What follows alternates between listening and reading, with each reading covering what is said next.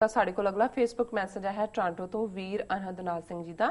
ਇਹ ਲਿਖਦੇ ਹਨ, ਮਾਨ ਪਾਰਟੀ ਨੂੰ ਆਮ ਪਾਰਟੀ ਨਾਲੋਂ ਵੱਧ ਬੰਦੇ ਸੋਸ਼ਲ ਮੀਡੀਆ ਤੇ ਪ੍ਰਚਾਰ ਲਈ ਛੱਡਣੇ ਚਾਹੀਦੇ ਹਨ ਅਤੇ ਗੁਰਪੰਥ ਦੇ ਸੱਚ ਨੂੰ ਪ੍ਰਚਾਰਨਾ ਚਾਹੀਦਾ ਹੈ। ਵੇਚਣ ਵਾਲੇ ਗੋਹਾ ਵੇਚੀ ਜਾਂਦੇ ਹਨ, ਕੀ ਅਸੀਂ ਸੋਨਾ ਵੀ ਨਹੀਂ ਵੇਚ ਸਕਦੇ? ਜੀ ਡਾਕਟਰ ਸਾਹਿਬ। ਵੀਰ ਅਨਹਦਨਾਥ ਸਿੰਘ ਜੀ ਦਾ ਸ਼ੁਕਰੀਆ। ਉਹਨਾਂ ਨੇ ਬਹੁਤ ਸੋਹਣਾ ਦੋ ਜੁਮਲਿਆਂ ਦੇ ਵਿੱਚ ਹੀ ਗੱਲ ਮੁਕਾਈ ਹੈ। ਇੱਕ ਪਾਸੇ ਗੋਹਾ ਵੇਚਣ ਵਾਲੇ, ਇੱਕ ਪਾਸੇ ਸੋਨਾ ਵੇਚਣ ਵਾਲੇ ਜੀ। ਔਰ ਜਿਵੇਂ ਗੁਰਵਿੰਦਰ ਸਿੰਘ ਹੋਰਾਂ ਨੇ ਵੀ ਜੋ ਕਿਹਾ ਸੀ, ਇਸੇ ਧਾਰਨਾ ਦੇ ਉੱਤੇ ਹੀ ਹੈ। ਅਲਟੀਮੇਟਲੀ ਜੇ ਸੋਨਾ ਵੇਚਣ ਵਾਲਿਆਂ ਨੂੰ ਵੀ ਜਾਂਚ ਨਾ ਹੋਏ ਸੋਨਾ ਕਿਵੇਂ ਵੇਚਣਾ ਹੈ, ਤੇ ਫਿਰ ਗੋਹਾ ਹੀ ਵਿਕਦਾ ਹੈ ਤੇ ਗੋਹਾ ਸੋਨੇ ਦੇ ਭਾਅ ਵਿਕਦਾ। ਸੋ ਅਸੀਂ ਬਿਲਕੁਲ ਸਹਿਮਤ ਹਾਂ ਕਿ ਬੇਸ਼ੱਕ ਇਸ ਵੇਲੇ ਸਾਡੇ ਫੇਸਬੁੱਕ ਤੇ ਸੋਸ਼ਲ ਮੀਡੀਆ ਤੇ ਬਹੁਤ ਸਾਰੇ ਵੀਰ ਭੈਣਾਂ ਜਿਹੜੇ ਨੇ ਉਹ ਕਾਫੀ ਆਪਣਾ ਗੁੜ ਗੁਬਾਰ ਕਹਿੰਦੇ ਨੇ, ਉਹਨੂੰ ਕੀ ਕਹਿੰਦੇ ਨੇ, ਗੁਬਾਰ ਤਾਂ ਹੈ, ਹੋਰ ਵੀ ਸ਼ਬਦ ਨਾਲ ਲਾ ਕੇ ਨਹੀਂ ਉਹ ਡਿਫਰੈਂਟ ਹੈ। ਚਲੋ ਉਹ ਕੱਢਦੇ ਨੇ, ਪਰ ਉਹਨਾਂ ਚੋਂ ਵੀ ਬਹੁਤ ਸਾਰੇ ਕੋਈ ਕੰਕਰੀਟ ਫੋਕਸਡ ਨਹੀਂ ਨੇ। ਜੇ ਅਸੀਂ ਆਮ ਆਦਮੀ ਪਾਰਟੀ ਦਾ ਦੇਖੀਏ, ਮੋਦੀ ਲਾਈਨ ਦੇਖੀਏ, ਉਹਨਾਂ ਨੇ ਬੜੇ ਟ੍ਰੇਨਡ ਜਿਹੜੇ ਬੰਦੇ ਨੇ ਜਿਹੜੇ ਕਹਿਣ ਮੋਨੀਟਰ ਕਰਦੇ ਨੇ, ਪੂਰੀ ਇਨਫੋਰਮੇਸ਼ਨ ਚਾਰ ਚਫੇਰੇ ਹੁੰਦੀ ਹੈ। ਔਰ ਬਹੁਤ ਸਾਰਾ ਆਮ ਆਦਮੀ ਪਾਰਟੀ ਨੇ ਆਪਣੀ ਫੰਡਿੰਗ ਵਗੈਰਾ ਵੀ ਬਾਹਰੋਂ ਜਿਹੜੀ ਲਈ ਹੈ ਬੜੀ ਟਰਾਂਸਪੇਰੈਂਟਲੀ, ਉਹ ਆਪਣੇ ਇਸ ਮੀਡੀਆ ਰਾਹੀਂ ਲਈ ਹੈ। ਔਰ ਅਸੀਂ ਬਿਲਕੁਲ ਸਹਿਮਤ ਹਾਂ ਕਿ ਸ਼੍ਰੋਮਣੀ ਅਕਾਲੀ ਦਲ ਅੰਮ੍ਰਿਤਸਰ ਨੂੰ ਇਸ ਪੱਖੋਂ ਕੁਛ ਨਾ ਕੁਛ ਇਸ ਫੀਲਡ 'ਚ ਇਨਵੈਸਟ ਕਰਨਾ ਚਾਹੀਦਾ ਕਿ ਉਹਨਾਂ ਦੇ ਜਿਹੜੇ ਇਹ ਸੋਸ਼ਲ ਮੀਡੀਆ ਨੂੰ ਪ੍ਰੋਪਰਲੀ ਅਪਡੇਟ ਔਰ ਪੂਰਾ ਚੈਨਲਾਈਜ਼ ਕਰਨਾ ਚਾਹੀਦਾ। ਔਰ ਵੀਰ ਅਨਹਦਨਾਥ ਸਿੰਘ ਜੀ ਦਾ ਸ਼ੁਕਰੀਆ। ਨਾਂ ਵੀ ਉਹਨਾਂ ਦਾ ਬੜਾ ਪਿਆਰਾ ਹੈ, ਇੱਕਦਮ ਅਨਹਦ, ਵਾਜੇ ਵੱਜਣ ਵਾਲੀ ਗੱਲ ਸਾਹਮਣੇ ਆ ਜਾਂਦੀ ਹੈ। ਅਲਟੀਮੇਟ ਡੈਸਟਨੀ ਸਪਿਰਿਚੁਅਲ ਦੁਨੀਆ ਦੇ ਵਿੱਚ ਵਾਜੇ ਅਨਹਦ ਤੂਰੇ, ਤੂਰੇ ਵਾਜਿਆਂ ਨੂੰ ਕਹਿੰਦੇ ਨੇ ਕਿ ਵੀ ਅਨਹਦ ਵਾਜੇ ਵੱਜਣ। ਸੋ ਨਾਦ ਵੀ ਸ਼ਬਦ ਨੂੰ ਕਹਿੰਦੇ ਨੇ, ਗੂੰਜ ਨੂੰ ਕਹਿੰਦੇ ਨੇ। ਸੋ ਇਹਨਾਂ ਦਾ ਬਹੁਤ ਸ਼ੁਕਰੀਆ, ਇਹਨਾਂ ਨੇ ਸਾਨੂੰ ਲਿਖਿਆ। ਜੀ ਡਾਕਟਰ ਸਾਹਿਬ, ਹੁਣ ਸਾਡੇ ਦਰਸ਼ਕਾਂ ਦੱਸੋ ਅੱਜ ਦਾ ਵਿਚਾਰ। ਅੱਜ ਦੇ ਵਿਚਾਰ ਲਈ ਅਸੀਂ ਜ਼ਫਰਨਾਮਾ ਪਾਤਸ਼ਾਹੀ 10ਵੀਂ, ਜਿਸ ਦਾ ਪੰਜਾਬੀ ਅਨੁਵਾਦ ਅਵਤਾਰ ਸਿੰਘ ਆਜ਼ਾਦ ਜੀ ਨੇ ਕੀਤਾ, ਉਸ ਦੇ 5 ਸ਼ੇਅਰ ਚੁਣੇ ਨੇ ਔਰ ਦਰਸ਼ਕ ਉਹਨਾਂ ਨੂੰ ਸਕਰੀਨ ਤੇ ਦੇਖ ਰਹੇ ਨੇ। ਪਹਿਲਾ ਸ਼ੇਅਰ ਹੈ, ਬਬੀ ਗਰਦਸ਼ੇ ਬੇਵਫਾਏ ਜ਼ਮਾਂ, ਪਸੇ ਪੁਸ਼ਤ ਉਫਤਦ ਰਸਾਨਦ ਜਿਆਂ, ਸਦਾ ਵਫਾਓਂ ਸਖਣਾ ਸ਼ੋਦਾ ਏ ਅਸਮਾਨ, ਤੱਕ ਨਾ ਪਿੱਛੇ ਲੱਗ ਕੇ ਕਿਵੇਂ ਕਰਦਾ ਇਨਸਾਨ, ਕਿਵੇਂ ਕਰਦਾ ਨੁਕਸਾਨ। ਹੁਣ ਇਹ 10ਵੇਂ ਪਾਤਸ਼ਾਹ ਨੇ ਸਮੇਂ ਦੀ ਗਰਦਸ਼ ਦੀ ਗੱਲ ਕੀਤੀ ਹੈ।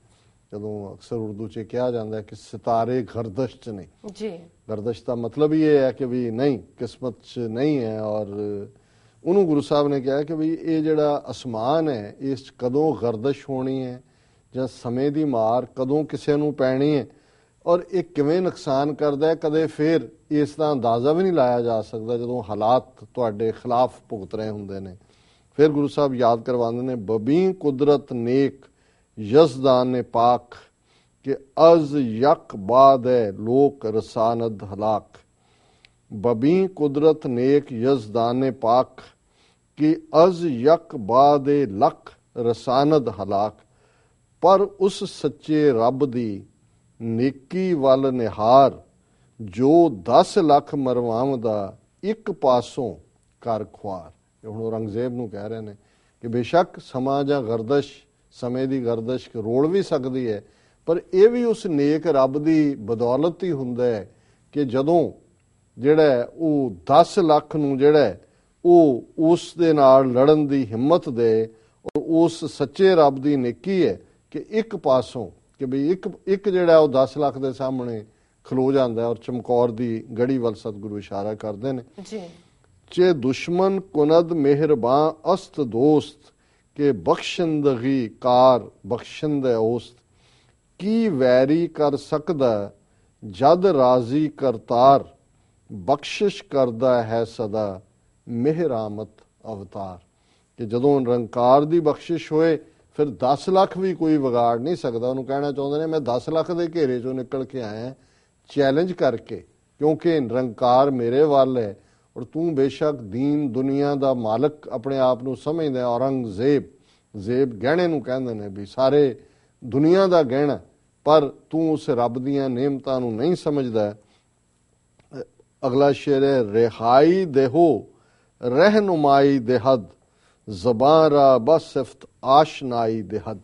ਆਸ਼ਨਾਈ ਹੁੰਦਾ ਸ਼ੌਕ ਜੀ। ਮੁਕਤੀ ਦਾਤਾ ਦੱਸਦਾ ਆਗੂ ਬਣ ਕੇ ਰਾਹ ਤੇ ਲਿਆਂਦਾ ਹੈ ਜੀਬ ਤੇ ਆਪੀ ਸਿਫਤ ਸਲਾਹ। ਰਿਹਾਈ ਦੇਹੋ ਕਿ ਉਹੀ ਰਿਹਾਈ ਕਰਵਾਉਣ ਵਾਲਾ ਹੈ। ਮੁਕਤੀ ਦਾਤੇ ਰਹਿਨੁਮਾਈ ਦੇ ਹੱਦ, ਰਹਿਨੁਮਾਈ ਹੁੰਦਾ ਹੈ ਅਗਵਾਈ ਕਰਨਾ। ਉਹੀ ਰੱਬ ਫਿਰ ਤੁਹਾਡੀ ਉਸ ਮੁਸ਼ਕਲ ਦੇ ਸਮੇਂ 'ਚ ਅਗਵਾਈ ਵੀ ਕਰਦੇ ਤੇ ਜੇ ਉਹਦੀ ਸਿਫਤ ਸਲਾਹ ਵੀ ਅਸੀਂ ਤਾਂ ਹੀ ਕਰ ਸਕਦੇ ਹਾਂ ਜੇ ਉਹ ਸਾਨੂੰ ਵੱਲ ਦਿੰਦਾ ਹੈ। ਜ਼ੁਬਾਨ ਰਾ ਬਾ ਸਿਫਤ ਕਿ ਜੇ ਜ਼ੁਬਾਨ ਨਾਲ ਅਸੀਂ ਉਹਦੀ ਸਿਫਤ ਤਾਂ ਹੀ ਕਰ ਸਕਦੇ ਹਾਂ। ਆਸ਼ਨਾਈ ਦੇ ਹੱਦ ਜੇ ਸਾਨੂੰ ਉਸ ਦਾ ਉਹ ਸ਼ੌਕ ਦੇ। ਤੇ ਅਖੀਰਲਾ ਸ਼ੇਰ ਹੈ ਖਸਮ ਰਾ ਚੁਕੋਰ ਉਹ ਕੁਨਦ ਵਕਤੇ ਕਾਰ ਯਤੀਮਾ ਬਿਰੂ ਮੇ ਬੁਰਦ ਬੇਜ਼ਖਮ ਬੇਜ਼ਾਰ। ਕੰਮ ਦੇ ਵੇਲੇ ਕਰ ਦਵੇ ਦੁਸ਼ਮਨ ਦੀ ਅੱਖ ਕੋਰ, ਕੋਰ ਕਹਿੰਦੇ ਨੇ ਕਾਣੇ ਨੂੰ ਜੀ। ਕੰਮ ਦੇ ਵੇਲੇ ਕਰ ਦਵੇ ਦੁਸ਼ਮਨ ਦੀ ਅੱਖ ਕੋਰ ਬਲਦੀ ਵਿੱਚੋਂ ਕੱਢ ਲਵੇ ਆਜ਼ਿਜ਼ ਨੂੰ ਵਿੱਚ ਫੋਰ। ਆਜ਼ਿਜ਼ ਕਹਿੰਦੇ ਪਿਆਰੇ ਨੂੰ ਕਿ ਨਿਰੰਕਾਰ ਦੀ ਜੇ ਰਹਿਮਤ ਹੋਏ ਤੇ ਜਦੋਂ ਮਰਜ਼ੀ ਦੁਸ਼ਮਣ ਨੂੰ ਉਹ ਕਾਣਾ ਕਰ ਦੇ, ਅੰਨਾ ਕਰ ਦੇ ਔਰ ਉਸ ਚੋਂ ਆਪਣੇ ਆਜ਼ਿਜ਼ ਨੂੰ, ਆਪਣੇ ਪਿਆਰੇ ਨੂੰ ਸੁਰੱਖਿਅਤ ਕੱਢ ਲੈਂਦਾ ਹੈ। ਇਹ ਨਿਰੰਕਾਰ ਦੀ ਨੇਕੀ ਹੈ, ਨਿਰੰਕਾਰ ਦੀ ਰਹਿਮਤ ਹੈ। ਸੋ ਔਰੰਗਜ਼ੇਬ ਨੂੰ ਬਾਰ-ਬਾਰ ਉਹ ਸ਼ਰਮ ਦੇ ਰਹੇ ਨੇ ਕਿ ਤੂੰ ਆਪਣੀ ਬਾਦਸ਼ਾਹੀ ਔਰ ਆਪਣੀ ਤਾਕਤ ਦੇ ਨਸ਼ੇ 'ਚ ਹੈ ਤੇ ਤੈਨੂੰ ਉਹ ਸੱਚਾ ਰੱਬ ਭੁੱਲਿਆ ਹੋਇਆ ਹੈ ਕਿ ਜਿਸ ਸੱਚੇ ਦੇ ਘਰ 'ਚ ਕਿਵੇਂ 10 ਲੱਖ ਨਾਲ ਮੁਕਾਬਲਾ ਕਰਨ ਦੀ ਸ਼ਕਤੀ ਵੀ ਹੈ ਔਰ ਮੁਸੀਬਤ 'ਚੋਂ ਕੱਢ ਲੈਣ ਦੀ ਤਾਕਤ ਵੀ ਹੈ। ਤੂੰ ਗੁਨਾਹਗਾਰ ਹੈ ਔਰ ਅਲਟੀਮੇਟਲੀ ਉਸ ਰੱਬ ਸੱਚੇ ਦਾ ਹੀ ਨਿਆਂ ਹੋਏਗਾ। ਸੋ ਇਹ ਇਸ ਦੀ ਜਿਸਟ ਹੈ ਇਹਨਾਂ ਸ਼ੇਅਰਾਂ ਦੀ। ਜੀ ਡਾਕਟਰ ਸਾਹਿਬ ਤੁਹਾਡਾ ਬਹੁਤ ਬਹੁਤ ਸ਼ੁਕਰੀਆ। ਤੁਸੀਂ ਅੱਜ ਦਾ ਵਿਚਾਰ ਸਾਡੇ ਦਰਸ਼ਕਾਂ ਨਾਲ ਸਾਂਝਾ ਕੀਤਾ। ਇਸ ਨਾਲ ਆਪਣੇ ਵਿਊਅਰਸ ਕੋਲ ਲੈਣ ਇਜਾਜ਼ਤ। ਵਿਊਅਰਸ ਸਾਡੇ ਪ੍ਰੋਗਰਾਮ ਦਾ ਸਮਾਂ ਇੱਥੇ ਸਮਾਪਤ ਹੁੰਦਾ। ਤੁਸੀਂ ਆਪਣੀ ਰਾਏ ਤੇ ਸੁਝਾਅ ਸਾਨੂੰ ਭੇਜਣਾ ਭੁੱਲਣਾ ਸਾਡੇ ਇਸ ਪਤੇ ਤੇ sos@tv84.tv ਤੇ। ਅਸੀਂ ਆਪਣਾ ਪ੍ਰੋਗਰਾਮ ਲੈ ਕੇ ਫਿਰ ਦੁਬਾਰਾ ਹਾਜ਼ਰ ਹੋਵਾਂਗੇ। ਤਦ ਤੱਕ ਲਈ ਮੈਨੂੰ ਤੇ ਪਨਰਸ ਨੂੰ ਆਗਿਆ ਦਿਓ। ਦੇਖਦੇ ਰਹੋ TV84। ਬੁਲਾ ਦਿਓ ਫਤਿਹ। ਵਾਹਿਗੁਰੂ ਜੀ ਕਾ ਖਾਲਸਾ, ਵਾਹਿਗੁਰੂ ਜੀ ਕੀ ਫਤਿਹ।